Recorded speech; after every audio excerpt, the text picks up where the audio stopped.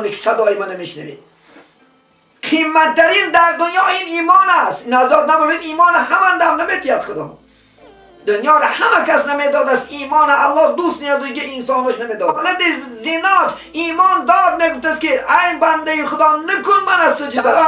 ای خواهر محترم، ای مادر عزیز، تو را خدا خواهد عفت داده، تو را بهترینت کرده.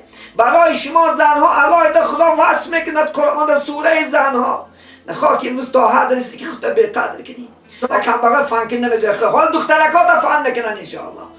کنیم میکشی، کننده کشنده بگه در عرفیت. انشاءالله خدا خواهد از زنت میکشی، از دخترات میکشی، خدا خواهد انشاءالله از خواهرت میکشی، از مادرت میکشی. بعد میدانی خدا خواهد زنا فایده شد.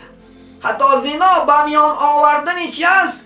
کسلی های تبابت نشوند. حالا بالای ویران چنان بیماری میارد که هرگز شفا نمیابی. بیماری را بین امروز عادی بیمارترین دنیا را بلرزاد. خدا چنان قدرت دارد، نمیترسی از خدا. امروز ظاهر شد زنا، امروز پرسین ظاهر شد. امروز ای پرسین چیکار از خدا ترس. زنا به دنیا آوردن فرزندهای خدا خواهد حرامی است. اگر امروز کسلی سپید آورده شد الله سبحانه و تعالی که خدا راضی نیست در این کاری شما.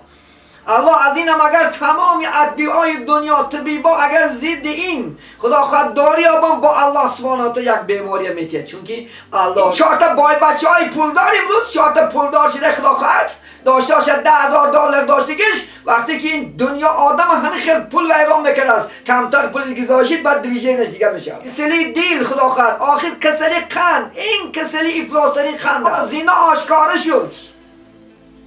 امروز اکثر جاها میشنیم زناگرها، بعضی میشنیم فاحشه خانه ها، بعضی میشنیم آدمای خوشمتی ها خوش کنه میدونم. امروز من میدونم بعضی جوانای نماز خون، بعضی دخترای نماز خون انشاءالله آخر این زناگرها به نور میشن، آخر پس میشوند. خدا رو تغییر میکند، بدن تغییر میکند انشاءالله. الله و زندان خدا های آفرید 3000 سال نبیناشتگی است.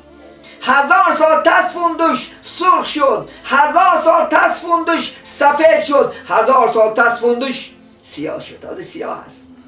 3000 سال بیناشتگی وی. امروز یک در دستکت خدا خواهد یک آبی جوش ریزه چقدر داد میگویی؟ یک کفکی پات نه خار دراید.